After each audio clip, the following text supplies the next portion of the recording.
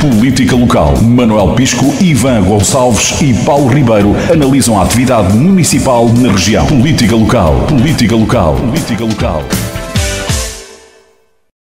Bom dia a todos, bem-vindos a mais uma edição da Política Local, o programa de análise da atividade política da semana, numa perspectiva autárquica do poder local, com três autarcas: Manuel Pisco, Presidente da Assembleia Municipal de Setúbal, eleito pela CDU, Ivan Gonçalves, Presidente da Assembleia Municipal de Almada, eleito pelo PS, e Nuno Matias, vereador do PSD em Almada.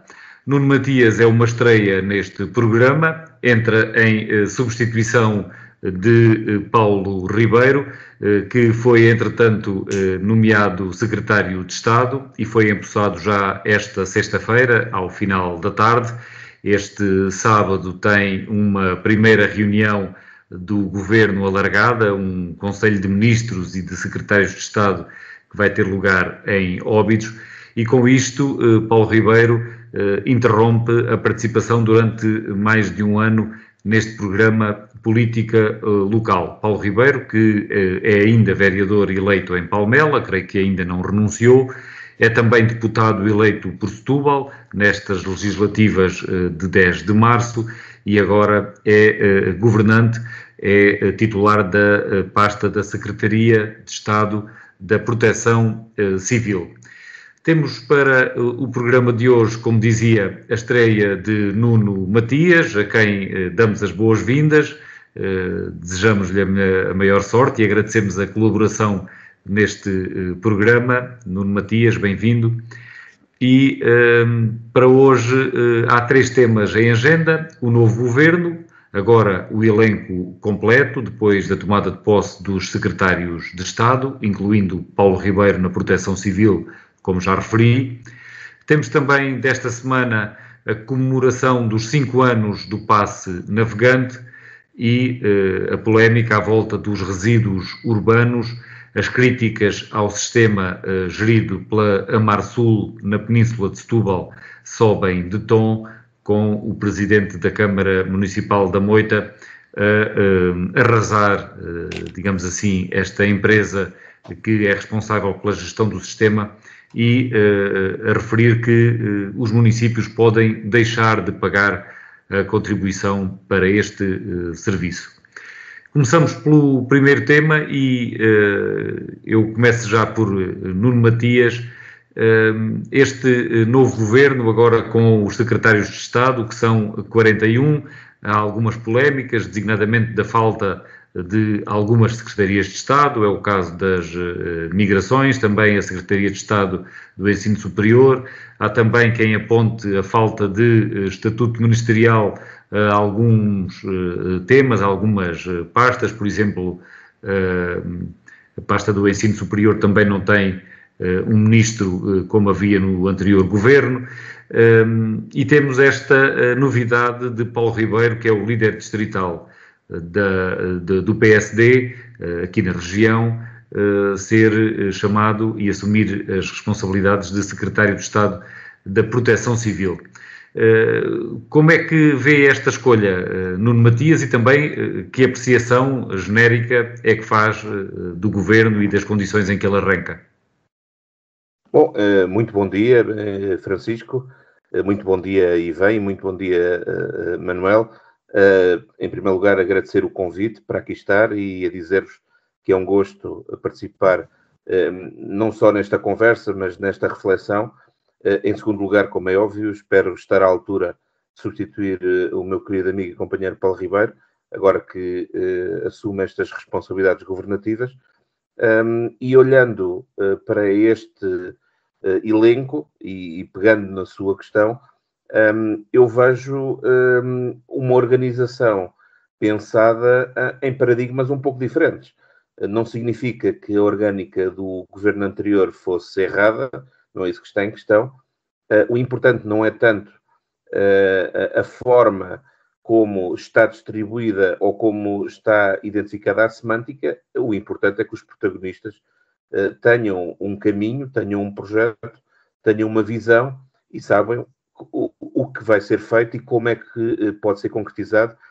E o Francisco deu o exemplo da educação, e eu diria que o importante, ou mais importante do que ter um Ministério para o ensino superior e outro para a educação não universitária ou politécnica, o importante são os protagonistas, e eu gostaria de destacar o facto de termos personalidades do calibre do professor Fernando Alexandre ou do doutor e do professor Alexandre Homem de Cristo, que, aí sim, parece-me que acrescentam valor, não só pela sua experiência, pelo seu pensamento, pela sua capacidade de pensar a educação, e parece-me a mim que a educação é daquelas áreas nucleares onde é fundamental haver uma ligação estratégica em todos os níveis, de forma a pensar o setor, que necessariamente tem que envolver não só os protagonistas, que em primeiro lugar são os alunos, mas também os professores,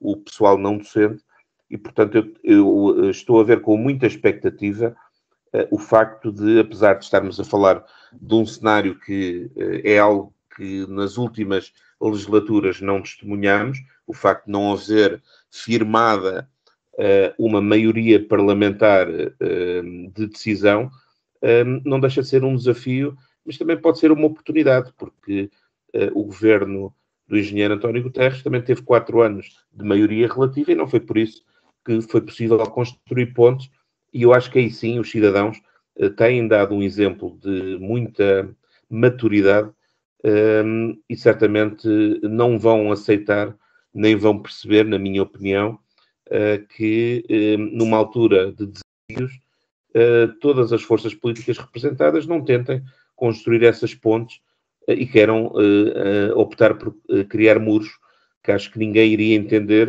nem o país iria aceitar e certamente iria penalizar.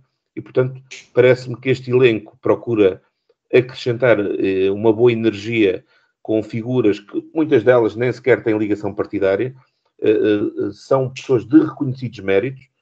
Dou também o exemplo, deixem-me também destacar o Paulo Ribeiro, porque para além da sua experiência política, é uma pessoa tecnicamente muito preparada e competente, e para além de ser uma pessoa com cariz humano, e que certamente se testemunham como eu, essa proximidade, essa simpatia e essa forma de estar e de saber ouvir e respeitar. Mas deixa-me também destacar um exemplo no professor José Maria Brandão de Brito, que traz o conhecimento técnico, neste caso para a área orçamental, e estamos a falar de uma pessoa que eu saiba, nem sequer tem ligação partidária. Portanto, eu acho que este cunho diferente pode acrescentar valor. Saibamos todos ter a maturidade de perceber que o tempo, não só hoje, mas especialmente hoje, se faz com pontos, sabendo respeitar todos, necessariamente com visões diferentes que temos da sociedade, mas tentando unificar essas visões através de um caminho que seja aquele que melhor defenda os interesses dos portugueses. Como é que interpreta esta subida, digamos assim, de Paulo Ribeiro, líder distrital do partido em Setúbal, para o governo? Que importância é que isto pode ter para a região e sobretudo, para o partido internamente? Que leitura é que faz? E já agora, ficámos a saber pelo Presidente da República que houve 4 ou 5 nomes que faltavam ainda nessa lista de 41 deputados. Foram necessárias mais 3 horas para obter respostas, e até sabemos que houve 2 vetos a 2 nomes apresentados por Luís Montenegro. Paulo Ribeiro não está nem num caso nem no outro, não foi um convite de última hora, e vetado não foi porque, como vimos, já tomou posse. Essa questão penso que só o primeiro-ministro Luís Montenegro é que poderá responder. Eu nestas coisas não gosto de especular. Tenho a certeza de que pela capacidade do Paulo Ribeiro seria sempre uma primeira escolha, e portanto não quero crer que tenha sido essa a situação de última hora. Ter sido vetado não foi certamente, portanto não teria hoje tomado posse. Agora, eu acho que é importante para o distrito ter protagonistas que nos possam representar ao mais alto nível, que saibam levar os nossos problemas com conhecimento de causa.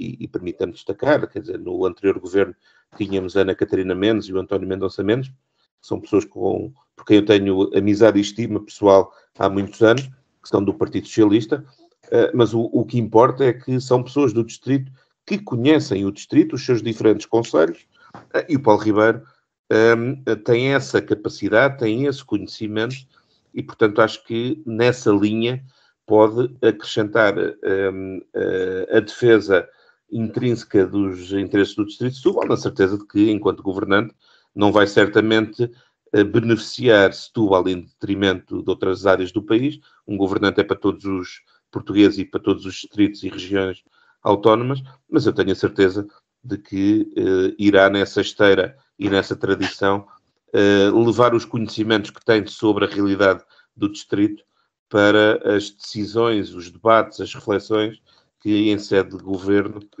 possam ser tomadas e, claro, espero eu também, do ponto de vista político-partidário, acrescenta essa visibilidade que é termos quadros no distrito, e eu acho que isso é transversal em todos os partidos, que são mais-valias. Eu, felizmente, sou daqueles que não tenho uma visão manicaísta, que acha que só no meu partido é que há gente boa. Eu reconheço que há gente com muita qualidade em todos os partidos, e isso até é importante para enriquecer a democracia e dar oportunidade com isso aos cidadãos de escolherem, porque certamente conseguem reconhecer numa ou noutra personalidade ou num ou noutro partido essa mais-valia que queremos incrementar para que a democracia continue forte. Manuel Pisco, passando agora para si, pergunto-lhe se de alguma forma ficou surpreendido. Nós eu próprio tinha avançado com esta ideia, com esta possibilidade de Paulo Ribeiro, e até falei eventualmente Bruno Vitorino também poderia ser um nome escolhido para a Secretaria de Estado neste governo. Falámos aqui na semana passada, ainda com a presença de Paulo Ribeiro, mas perguntava-lhe se de alguma forma esta escolha o surpreende, e principalmente tendo em conta que o Manuel Pisco tem também muita experiência de funções executivas autárquicas, que desafios é que consegue identificar que se coloquem à Secretaria de Estado da Proteção Civil? Quais são as matérias que estão em cima da mesa nessa área? Bom dia a todos, e em especial ao Nuno Matias, que integra esta equipa agora pela primeira vez hoje. Surpreender, não me surpreende porque acho natural, é um militante, tem um percurso feito dentro do PSD e tem cargos de representação, portanto é um jurista que é conhecido, portanto não me surpreende. Se quiser dar um tom crítico à coisa, teria que perguntar, mas tem alguma experiência na Proteção Civil? Bem, isso é melhor não perguntar, porque na ótica do governo, como já vários dos seus militantes disseram, esta é a melhor solução do governo, são as pessoas mais competentes para governar o país. Na ótica das oposições, podemos dizer, isso interessa pouco, qual é a capacidade que cada um vai aportar ao papel que vai desempenhar. O que interessa é que política, que ação é que vai concretizar. E, de facto, na prática é isso, não é? Importa, as pessoas mais bem preparadas podem depois esbarrar com dificuldades enormes. Vimos isso em todos os governos do passado e vamos de continuar a ver isso no futuro. As pessoas que se apresentam com um currículo menos vincado, às vezes até na área de governação em que entram, por vezes afirmam-se e conseguem resultados. Portanto, isso não é significativo. De facto, na realidade, o que conta é, vamos ver, que soluções para os problemas concretos do país e da população é que estes ministros e estes secretários de Estado vão conseguir levar por diante. Na Proteção Civil, estava a falar o caso especial, a Proteção Civil, vamos lá ver, se acontecer um grande desastre natural, como foi o caso de 2017, os incêndios, se houver um problema qualquer, a fragilidade do sistema de proteção civil que nós temos vem logo ao de cima e as culpas são tiradas para quem lá estiver. Isso aí não há que ter grandes dúvidas, não é? Quem está nestas ocasiões, o mais que pode fazer é dizer isto estava mal preparado atrás. A área da proteção civil também é uma daquelas áreas que está eternamente à espera de reorganizações, eternamente a ser reestruturada. E depois é a lógica dos distritos, depois é a lógica regional, depois nós esperamos, eu espero,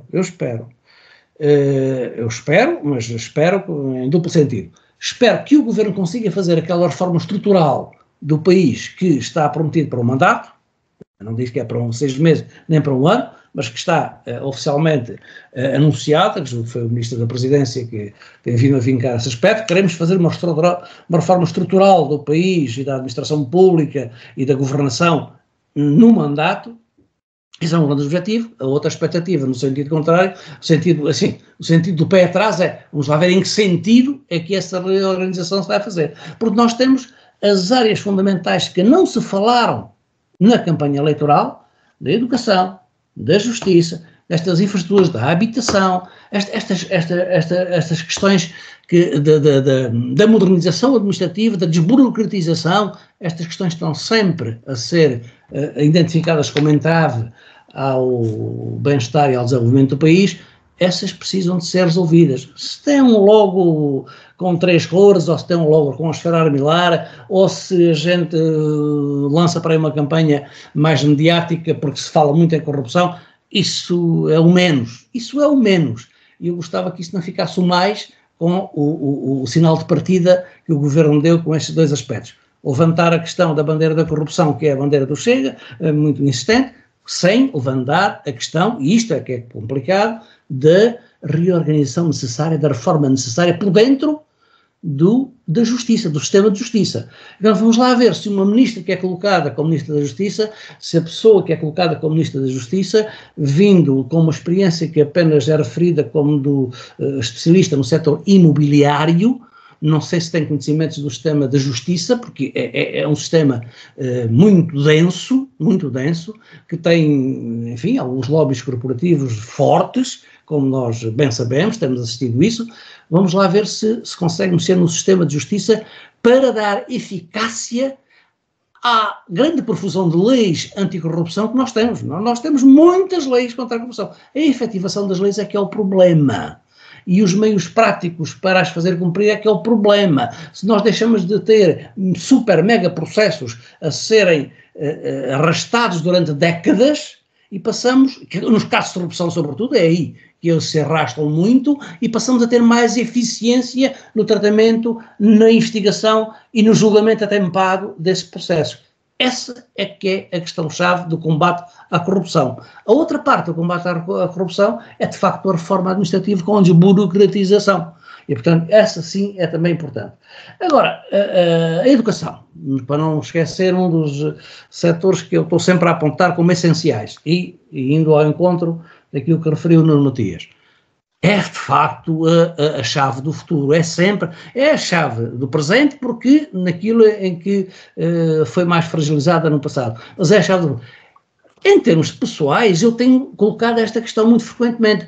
O divórcio existente entre o ensino superior e o resto do ensino básico, pré-escolar, básico e secundário, não é nada bom para o sistema de ensino, porque ele não está articularmente nem pensado nem gerido.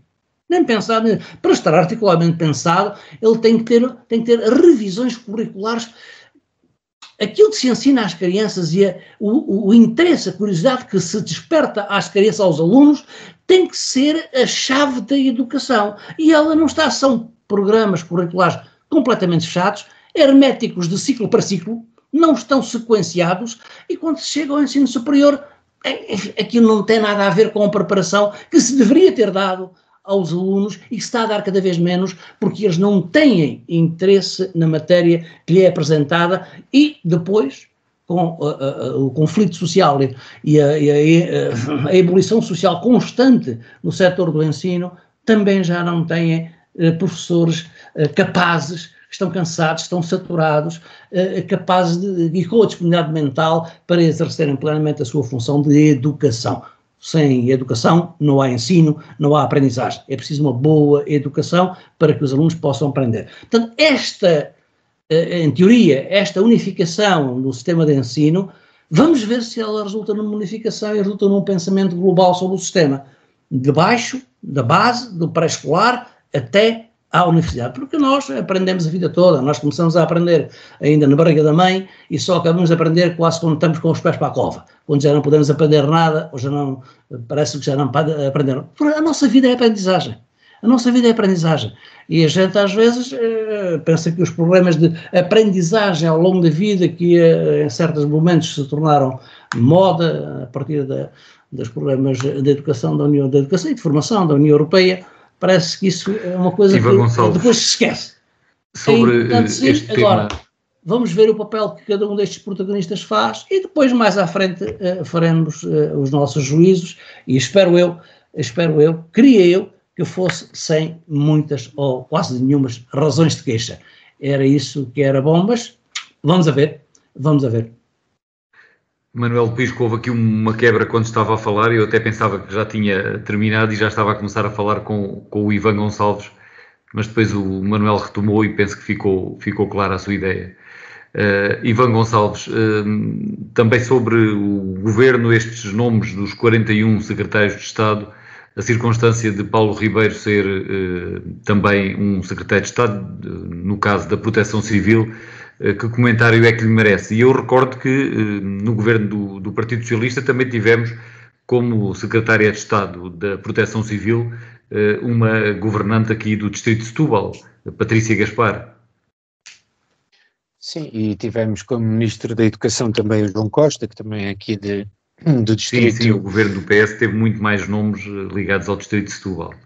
Isso sim, é inequívoco. E ao longo dos 8 anos do governo tivemos também outros protagonistas. Mas, bom, em primeiro lugar eu quero dar as boas-vindas ao Nuno Matias, aqui ao nosso programa, e quero dar uns bons dias a quem nos ouve lá em casa e aqui aos nossos outros 2 companheiros de painel, a Francisco e ao Manuel. Bom, relativamente àquilo que tem sido este início de governação, eu diria que tem sido no mínimo atabalhoado. Nós tivemos aquele episódio da eleição do Presidente da Assembleia, que eu acho que teria sido evitável se tivesse existido alguma coordenação política mais eficaz da parte do PSD, que neste caso era quem tinha a iniciativa de apresentar o nome, ou quem entendeu também assumir a iniciativa por ter uma maioria para governar. A direita é maioritária neste governo, já discutimos isto aqui também no passado, ainda que o PSD tenha o mesmo número de deputados que o PS, a direita, toda ela, tem uma maioria e, portanto, é nesse sentido que o Partido Socialista também disse desde a noite das eleições que a direita governará com esta maioria que foi eleita a 10 de março e que se tornou evidente no dia 10 de março que existiria, independentemente depois de quem é que seria o partido mais ou menos votado. Acho que a nomeação do Paulo Ribeiro como secretário de Estado neste novo governo é óbvio que é uma boa notícia para o distrito. Eu acho que é para nós também que nos habituámos ao longo deste ano a trabalhar com ele aqui, a debater com ele, eu acho que e que é óbvio que vamos também criando relações de amizade e de companheirismo entre todos. Eu acho que também é uma boa notícia para todos, no sentido em que quero expressar desejo de que o Paulo Ribeiro faça de facto um bom trabalho. É óbvio que este governo tem também algumas pessoas de currículo reconhecido, também acho que é normal que assim o seja, acho que isso é também um bom destaque, tem, salvo erro, a ministra mais jovem de sempre, a Maria do Balseiro Lopes, que até foi presidente da JSD quando eu fui secretário-geral da JS, portanto alguém com quem eu me habituei a debater por diversas vezes, e que eu acho que é uma boa notícia quando nós vemos também pessoas mais jovens, já não somos, nem eu nem a Margarida somos provavelmente jovens, mas pelo menos mais jovens do que aquilo que é um hábito, ocupar este tipo de cargos. Acho que os cargos políticos devem ser representativos, devem ter pessoas com mais idade, com menos idade, e portanto é assim que a representação política também se faz. Agora, para além destas boas notícias, acho que apesar de tudo têm existido muitas atrapalhadas. Desde logo aquela primeira indigitação de madrugada, já passava da meia-noite, que Luís Montenegro como primeiro-ministro, que é uma coisa um bocadinho inaudita e pouco dignificante. Depois, aquilo que viemos a saber ao longo dos últimos dias, relativamente ao processo de entrega dos secretários de Estado, em que o país esteve o dia todo à espera da divulgação da lista. Depois percebemos que a lista dos secretários de Estado quando chega a Belém vai incompleta, que houve nomes que foram vetados, ainda não percebemos exatamente que nomes, ainda não percebemos exatamente também de que forma. Mais atabalhoado ainda é que todos saibamos que isto aconteceu, porque podia ter acontecido e não ter vindo a público, mas quer dizer, porque não era assim tão difícil como isso que estes avanços e recursos tivessem ficado de alguma forma recatados, isso não aconteceu. Depois, há uma coisa que eu quero dizer, eu já disse que há alguns nomes que eu acho que são nomes de valor neste governo.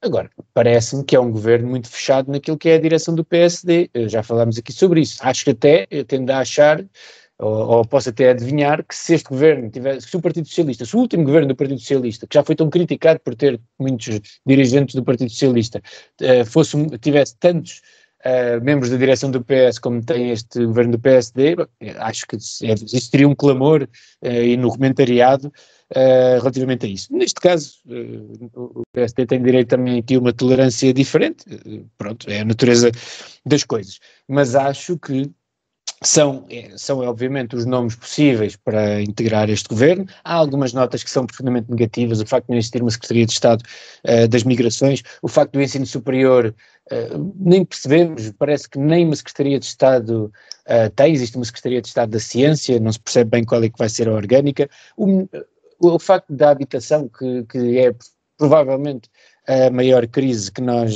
vivemos, em especial quem ainda se está a tentar emancipar, mas é uma crise que afeta toda a gente, de todas as idades, e que tinha recebido a dignidade de ter uma ministra, agora retorna uma Secretaria de Estado.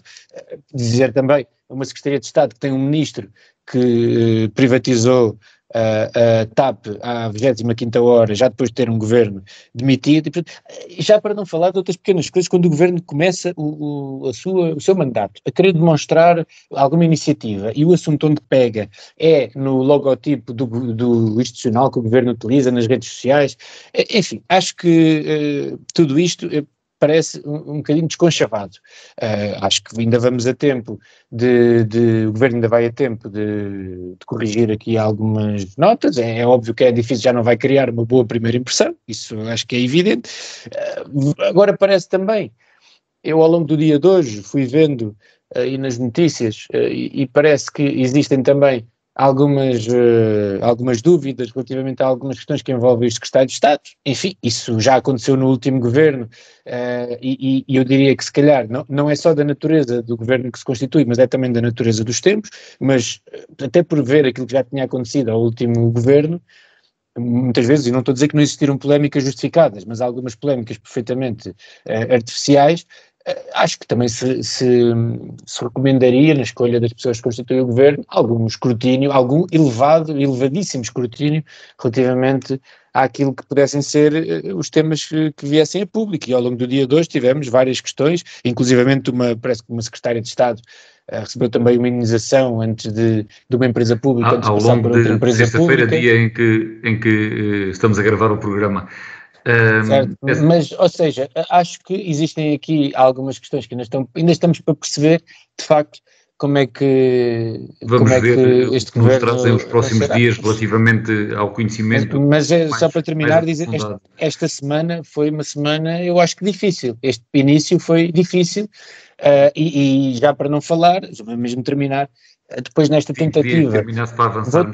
Vou terminar mesmo, mas esta tentativa de obrigar o Partido Socialista a ser um parceiro de governo, quer dizer, que até diria que há formas taticamente mais eficazes de fazer. Aquilo que o PSD, os seus dirigentes, o Luís Montenegro, têm feito é quase que dizer que este governo só existirá enquanto o Partido Socialista o apoiar. Ora, o Partido Socialista não apoiará este governo, isso toda a gente sabe desde o início, e, portanto, acho que há aqui várias questões que não estão de facto a correr bem nestes primeiros tempos de governo, mas enfim, vamos ver como é que correrão nos próximos tempos. Nuno Matias, não sei se quer fazer algum comentário àquilo que aqui foi dito, pedia-lhe que fosse rápido, se o quiser fazer, para passarmos para o segundo tema. Farei com todo o gosto, porque parece-me, eu percebo que o Ivan diga o que diz, naturalmente faz parte da dialética política. Eu felizmente estou um bocadinho destreinado dessa matéria, mas eu parece-me que é extemporâneo muito daquilo que é transmitido. Primeiro também porque se estranha que o próprio Partido Socialista fala em atrapalhadas, depois de tanta atrapalhada que nós fomos testemunhas ao longo dos últimos 2 anos, e parece-me que não é pela Constituição que necessariamente tem que acontecer da forma como aconteceu, e eu iria assinalar que de forma muito correta, de forma muito... de forma a proteger também as personalidades que foram certamente escrutinadas, porque é algo que é fundamental, quem está neste tipo de cargos de serviço público, é fundamental que acrescentem no sentido em que necessariamente têm que estar disponíveis para serem escrutinadas, perceber-se que no exato momento em que acrescentam uma decisão ou quem toma uma posição, é fundamental que se perceba qual é o seu ponto de partida, o contexto de chegada, e que, nesse caso, possa ter a avaliação crítica, que é algo que se impõe no exercício de funções públicas, e portanto, acho que falar em atrapalhada, quando foi um processo com uma lisura que eu acho que nas últimas legislaturas não há memória, dizer-se que o Primeiro-Ministro foi indigitado numa circunstância especial e numa hora adiantada da noite, quando sabemos o contexto que o justificava e em nome do interesse nacional por haver reuniões importantes no dia seguinte em Bruxelas, quer dizer, eu acho que são fé-diversos que para o cidadão que nos ouve, não só não se acrescenta do ponto de vista de estratégia para a melhoria do seu dia-a-dia, que é isso que as pessoas estão à espera, é que no exato momento em que o governo entra em plenitude de funções, comece a planear, como aliás foi hoje também notícia, que eu acho que é isso que devíamos destacar, é o governo dar nota de que está já a preparar para a semana as primeiras conversas com os professores, com os representantes dos professores, bem como ainda nos próximos dias e até ao fim do mês, tentar calendarizar também já as primeiras conversas com os representantes das autoridades policiais, exatamente porque eram compromissos, e aliás o Ivan há pouco falava na estranheza de se ter começado com uma medida quase simbólica sob o logotipo da República Portuguesa, e eu acho que temos que deixar de fazer fé-divers ou slogans retóricos quando estamos a falar de uma coisa que durante a campanha o então candidato a primeiro-ministro Luís Montenegro disse claramente, não é nada contra a opção do atual governo, que é legítima ter mudado o logotipo. A nossa opção, se chegarmos a ter essa responsabilidade, é reverter a decisão e fê-lo, e portanto nada mais do que cumprir aquilo que foi assumido, que era uma opção. Como é óbvio, não é a mudança do logotipo da República Portuguesa que vai dar certamente mais razões de qualidade de vida aos portugueses, mas são decisões que na prática sinalizam que durante a campanha houve um candidato a primeiro-ministro que sinalizou um conjunto de objetivos, um conjunto de compromissos e está a começar a executá-los. Começou no logotipo, mas já sinalizou na questão dos professores, já sinalizou na questão das autoridades policiais, já sinalizou, e eu gostaria também de destacar a questão da baixa da carga fiscal com a baixa de impostos, porque necessariamente é isso que é fundamental para a vida das pessoas, ou seja, estar a dizer que um governo que tomou posse, no caso dos ministros, no início da semana, e hoje dos que está de Estado, tem sido alguma confusão, eu diria que eu percebo que é a retórica da dialética político-partidária, mas lá fora os cidadãos não querem saber de nada disso, querem é saber que o governo está com coragem de decidir e vai cumprir aquilo que se apresentou no momento do voto, com um programa claro e com propostas que têm que ser concretizadas, porque é isso que em política vale, e não é com isto dizer que as decisões têm que ter o apoio do Partido Socialista e que isso é uma chantagem, como eu também já ouvi na praça pública dirigentes do Partido Socialista fazê-lo. Não, é apenas dizer que numa dialética democrática todos os representantes dos cidadãos merecem igual respeito e devem ser ouvidos. Eu que já fui também deputado, Fiz parte de uma legislatura onde havia uma maioria parlamentar clara, também de centro-direita, e nessa que estava firmada essa maioria apoiava de forma clara o governo, e não foi por isso, e eu fui proponente de uma lei, por exemplo, que foi subscrita por todos os grupos parlamentares da Assembleia da República, exatamente porque se entendeu que se devia criar essas pontes. Isso não é chantagear ninguém, é fazer um processo democrático de construção de soluções que só enobrece o processo democrático e legislativo e só enobrece aquilo que é o conjunto de representantes dos portugueses, que têm igual poder, têm igual respeito e devem merecer nesse respeito a possibilidade de um diálogo franco e, claro, de que se possa tentar construir decisões.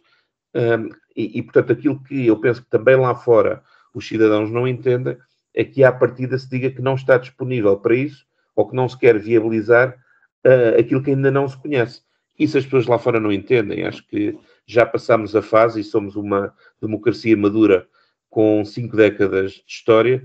As pessoas já não querem saber desse tipo de comportamentos, querem perceber que estamos todos disponíveis para construir soluções, que certamente todos podemos acrescentar reflexão nessa construção e que há muita coisa ainda para fazer para tornar o país mais capaz de criar o valor que depois permita as pessoas terem mais disponibilidade para consumir, para investir e para dar um percurso de vida aos seus filhos e netos que naturalmente os faça desenvolver e ter as suas oportunidades. Manuel Pisco ainda quer dizer mais alguma coisa sobre este tema? Não, agora é a altura de dizer apenas deixemos o governo governar e depois logo falaremos. E vamos ver depois mais à frente como será este melão, digamos assim. Depois de aberto conseguir-se avaliar melhor. Ivan Gonçalves, alguma nota de rodapé, mas era bom não entrarmos aqui nas réplicas e tréplicas intermináveis. Exatamente, e vamos ter muito tempo para debater aquilo que é a ação do governo. Eu só acho que é verdade, o Nuno Matias dizia com razão, o governo fez muitas promessas ao longo da campanha. Nós até já discutimos aqui, eu tenho muitas dúvidas de que elas sejam todas em conjunto possíveis de serem implementadas, algumas poderão ser, mas acho que é muito difícil. A lógica de melhorar serviços públicos, diminuir impostos, não acontece em lado nenhum. Acho que é simbólico, e o governo assumiu, simbólico, que a primeira medida de todas não foi falar com professores, não foi falar com polícias, foi reverter o logotipo do governo para responder a uma aspiração que é de uma minoria da população. E, portanto, essa parte eu acho que é simbólica, foi um simbolismo que o governo escolheu seguir, pronto. E nós... não passa disso mesmo. É também aquilo que é mais fácil e que pode ser feito enquanto se está a tomar balanço para fazer o resto, eventualmente.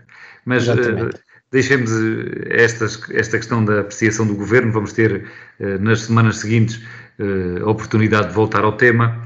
Passávamos ao segundo assunto do programa de hoje.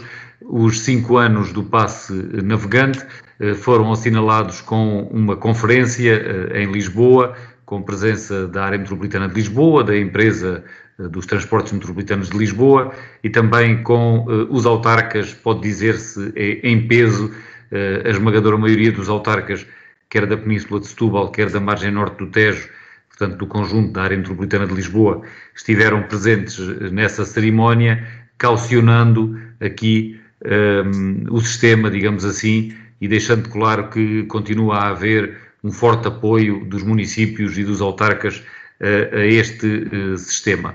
Eu agora começava por Manuel Pisco. No caso de Setúbal, a Câmara Municipal aproveitou para apresentar as contas do encargo que já teve com este sistema, 11.900.000 euros em 5 anos, com uma média nos últimos 3 anos de 2.700.000 euros por ano. Isto é um preço que vale a pena pagar e compreende-se que os autarcas ainda estejam entusiasmados com aquilo a que no conjunto se chama uma revolução na mobilidade. É uma revolução na mobilidade, é uma revolução de âmbito social e ambiental muito significativa. Aquilo que se fez foi um trabalho que nas áreas de governo nestas áreas dos transportes, há décadas que não acontecia.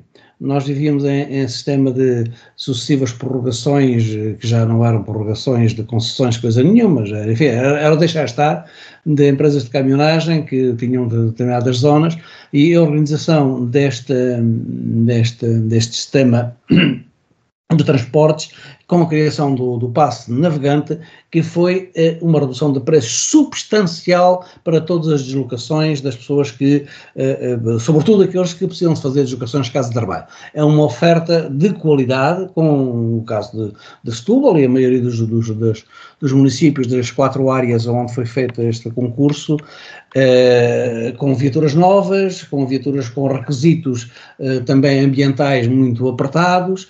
É uma coisa que foi de facto uma revolução económica, social e ambiental. O dinheiro que as câmaras gastam nisto é bem emprego, lamentável foi durante muito tempo e ainda não está bem definido que não estivesse uma fórmula de financiamento bem estruturada e fixada no Orçamento de Estado para estes sistemas todos. Que são abrangidos por todos.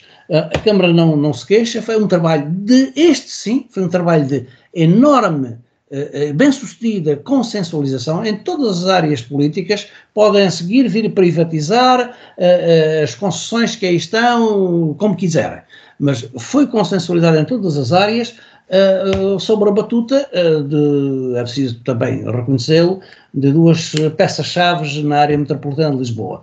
Foi o primeiro secretário da área metropolitana, o Carlos Humberto, que ainda é primeiro secretário, e que foi o presidente do Conselho Executivo da área metropolitana, que era o Fernando Medina na altura.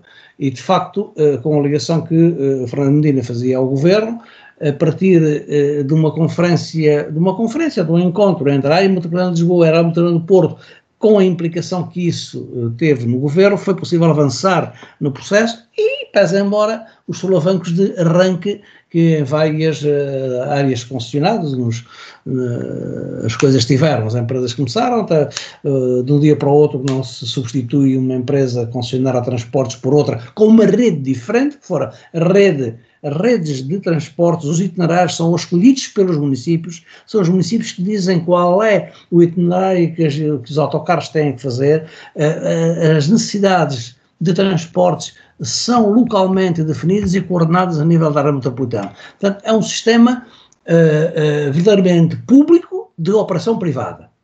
É o verdadeiro público de operação privada. O privado limita-se a ter a resposta para o número de quilómetros, os milhões de quilómetros, normalmente, contratados para fazer o serviço em cada um dos lotes em que correspondeu a um concurso internacional que foi feito. Portanto, de facto, foi um trabalho de coordenação da administração pública muitíssimo bem conseguido e os resultados aí estão. E a prova de que a coisa aconteceu bem é que, passado aqueles momentos iniciais em que havia aquelas dificuldades de ajustamento das carreiras e dos motoristas e aquela coisa toda, deixou de ser tema. Ninguém se queixa. Quando não é tema, porque ninguém se queixa. Está a funcionar, está com uma capacidade de resposta bastante boa. Pena é que a articulação com o transporte ferroviário não esteja ainda, parece-me a mim, completamente conseguida. Porque isso é que levava, de facto, já há uma qualidade de transportes coletivos rodoviários suficiente para retirar mais carros de transporte privado individual da via pública. E julgo que terá quebrado talvez aí um pouco a campanha de sensibilização sensibilização e um pouco de educação. É preciso uma educação social para substituir o transporte individual pelo transporte coletivo, mas há rede de transporte coletivo e condições materiais para fazer o transporte coletivo que já são suficientes para fazer essa mudança mais significativa do transporte individual para o transporte coletivo. Estamos em boas condições. Setúbal tem outra, tanto que dá por bem empregado esse dinheiro, porque tem outra vantagem adicional. Setúbal paga metade do passe navegante. Em Setúbal paga-se metade, 10 euros são retirados ao custo dos 20 euros do passe navegante. Portanto, tal é a importância que o município adiantou-se, acrescentou mais uma vantagem. Portanto, é mais barato andar de transporte coletivo, de autocarro, em Setúbal, do que é nos outros concelhos da área metropolitana, porque o município teve essa opção. E ela, julgo que é bem tomada. Aquilo que seja aliviar e isso foi um contributo muito significativo na bolsa daqueles que têm que utilizar os autocarros e transportes entre Setúbal, Lisboa, Almada, Lisboa, enfim, os concelhos da margem sul, margem norte sobretudo, que têm que utilizar os transportes para trabalhar. Isso sim, deu uma disponibilidade na bolsa familiar que foi muito significativa. Nuno Matias, que balanço é que faz destes 5 anos de Passo Navegante e parece-lhe sustentável este modelo financeiro com o grau de comparticipação municipal? Pergunto isto porque, por um lado, não temos ouvido os municípios a queixarem-se, por enquanto, e não será certamente o caso de Almada, que até é um dos municípios mais ricos, se não o mais rico, do distrito de Setúbal. Mas estamos a falar de milhões que anualmente os municípios têm que suportar neste sistema. Daquilo que conhece enquanto autarca, parece-lhe que está toda a gente confortável com este modelo? Bom, eu diria que passado estes anos e passada a experiência, aquilo que nós podemos dizer é que andámos bem, do ponto de vista autárquico, a ter este envolvimento de proximidade que, como o Manuel estava a dizer e bem, leva a que, mesmo na questão da redefinição das redes, se envolvam os autarcas, que é quem no terreno tem melhor noção das necessidades, e, portanto, esse passo foi bem dado. O modelo de financiamento certamente poderá ainda ser melhorado.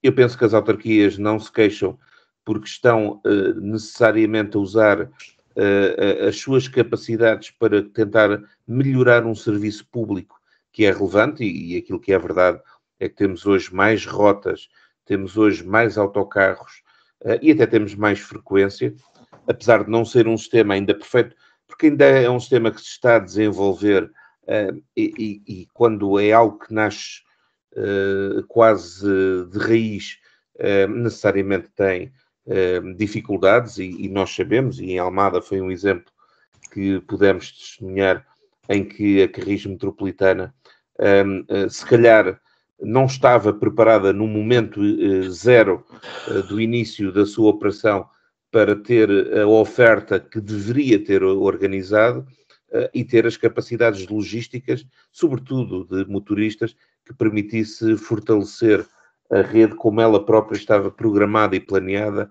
para ser construída. Agora, deixe-me dizer-lhe que, na minha opinião, aquilo que falta, sobretudo, e o Manuel também estava a falar nisso e eu concordo, é a articulação entre diferentes modos de transporte, porque se nós queremos ter uma estratégia que verdadeiramente crie um fator de dissuasão à utilização de viaturas particulares, ela não passa apenas por reduzir drasticamente e bem, como foi uma boa decisão, o valor dos passes, mas de que vale ter passes a metade do preço ou mais, se porventura continuarmos a ter problemas de interligação entre diferentes modos de transporte público, não haver esta articulação dos horários que permita não ter situações em que se torna um transtorno absoluto a demora em que o serviço é prestado, mas também tenhamos consciência que muita da instabilidade que existe do ponto de vista de paralisações deste ou daquele meio de transporte acaba por condicionar muitas vezes a opção de substituição do veículo particular, porque nem sempre as pessoas têm condições de chegar ao seu local de trabalho a tempo e horas. Por vezes acontece que por este ou por aquele motivo nem sequer têm a oferta que em dado momento pagaram para poder usufruir. E, portanto, há aqui um conjunto de respostas que exigem um sistema mais articulado entre diferentes modos de transporte, com planos horários mais a pensar em efeitos de cadeia que permitam garantir que entre modos de transporte a espera não é significativa para que o tempo de percurso não seja ele próprio também um bloqueio, chamemos-lhe assim, àquilo que é, ao fim e ao cabo, o desejo de chegar do ponto A ao ponto B no menor tempo possível.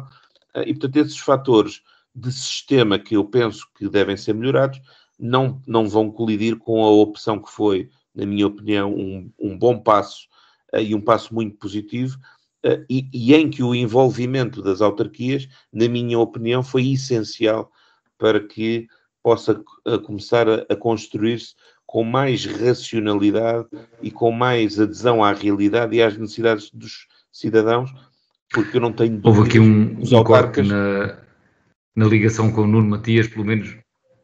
Nuno Matias. Não me estão a ouvir? Sim, agora estamos a ouvi-lo, mas penso que também tinha dito já o essencial, o tempo também já vai em 50 certo. Minutos de programa.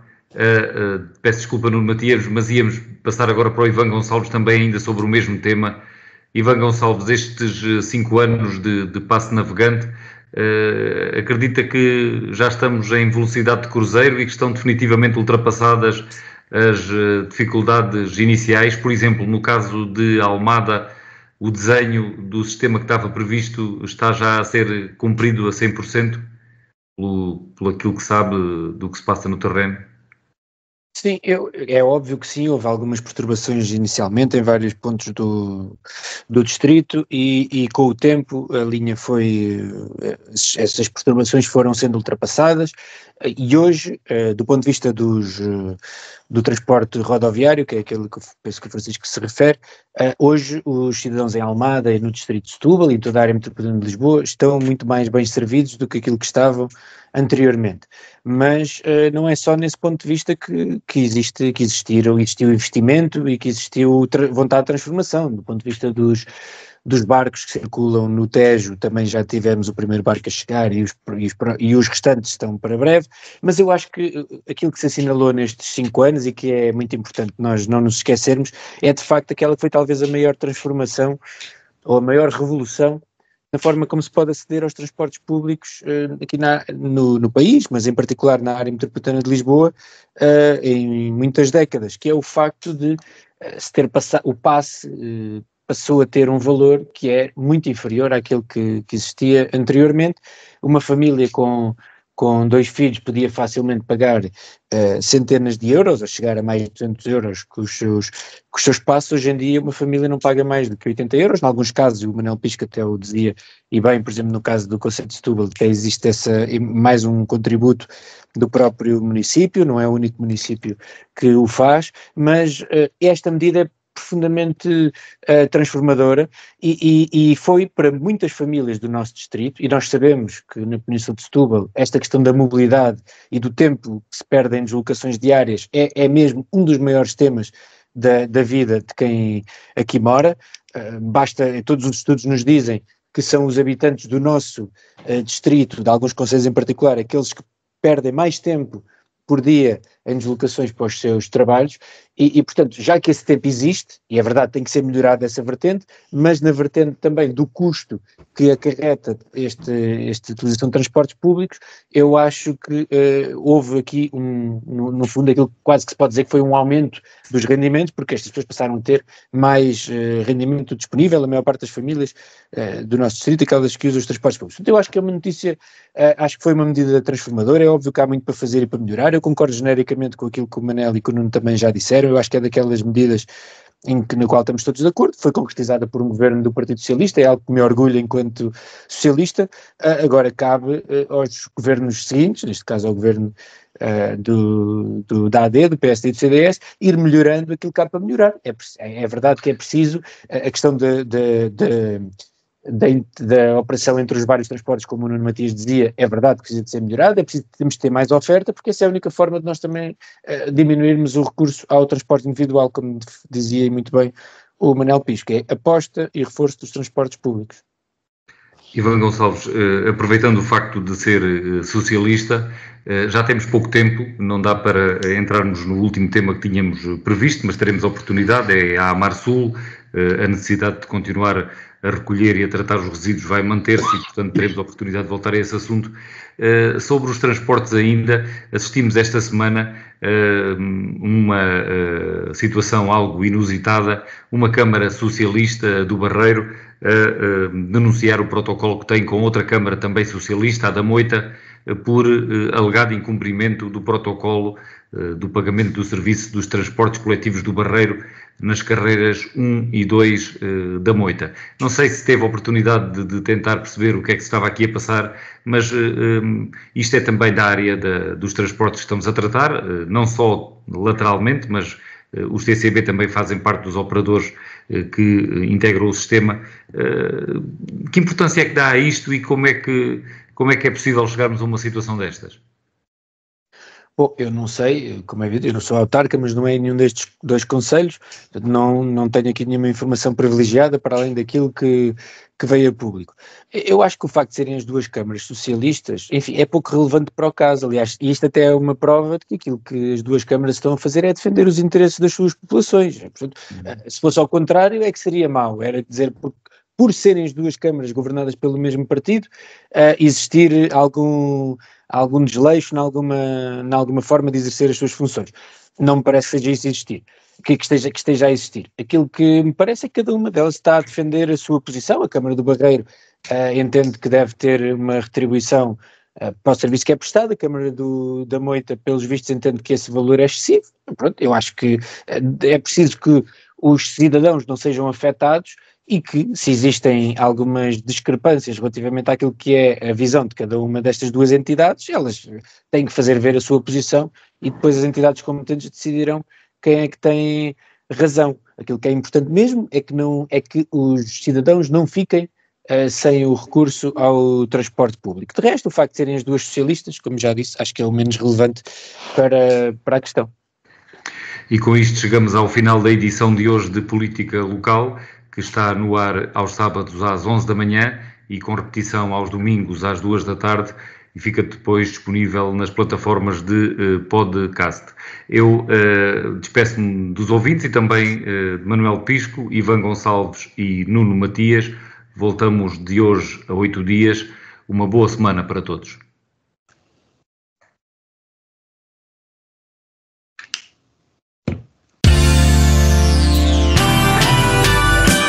Política Local. Manuel Pisco, Ivan Gonçalves e Paulo Ribeiro analisam a atividade municipal na região. Política Local. Política Local. Política Local.